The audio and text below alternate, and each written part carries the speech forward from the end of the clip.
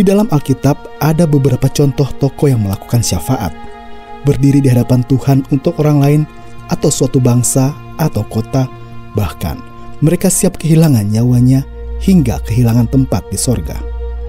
Kita bisa belajar dari Musa yang meminta ampun bagi Israel setelah mereka membuat patung lembu emas, dan demi pengampunan Israel itu, Musa berkata, "Tetapi sekarang kiranya engkau mengampuni dosa mereka itu, dan jika tidak, hapuskanlah kiranya namaku dari dalam kitab yang telah kau tulis."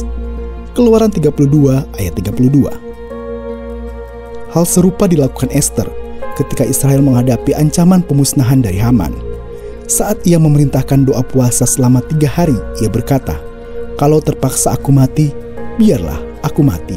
Ester 4 ayat 16. Doa syafaat adalah sesuatu yang serius, di mana seseorang datang ke hadapan Tuhan untuk memohon keselamatan bagi orang lain, dan bahkan untuk sebuah bangsa. Doa syafaat dalam bahasa Ibrani adalah paga, yang berarti berdoa atau meminta dengan sangat.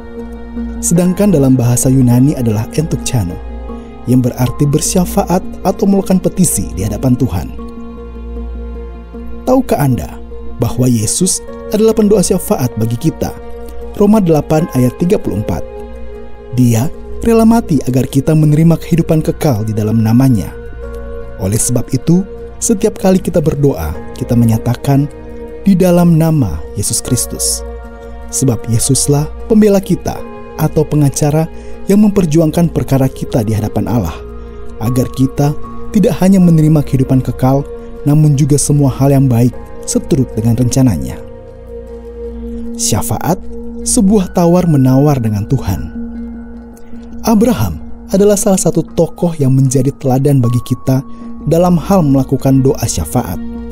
Hubungan yang dekat dengan Tuhan membuatnya memiliki keberanian untuk melakukan tawar-menawar dengan Tuhan untuk keselamatan kota Sodom dan Gomora. Abraham memiliki kesadaran penuh tentang isi hati Tuhan yang penuh kasih, yang sebetulnya tidak menginginkan pembinasaan kota Sodom dan Gomora. Abraham menawar mulai dari jika ada 50 orang benar di kota itu, hingga hanya 10 orang saja. Dan Tuhan berjanji, "Aku tidak akan memusnahkannya karena yang 10 itu." Namun pada akhirnya, didapati oleh Tuhan ternyata kurang dari 10 orang benar di kota itu, yaitu keluarga Lot saja. Sehingga akhirnya Sodom dan Gomora dimusnahkan. Kejadian 18 ayat 22-33.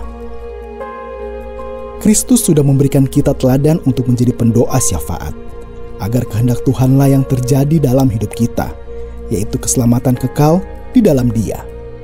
Sebagai umat Tuhan, kita memiliki peran untuk menyatakan kehendak Allah di dunia ini.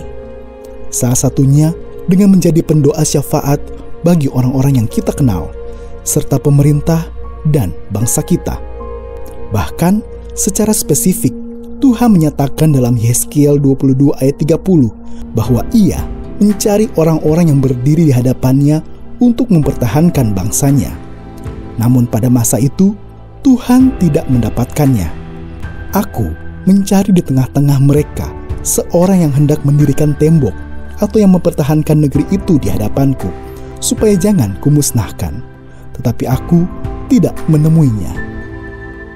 Pada masa-masa sulit ini, di tengah pandemi yang berkepanjangan, mari kita datang pada Tuhan mempertahankan negeri kita, agar Indonesia segera bangkit dan mengalami pemulihan.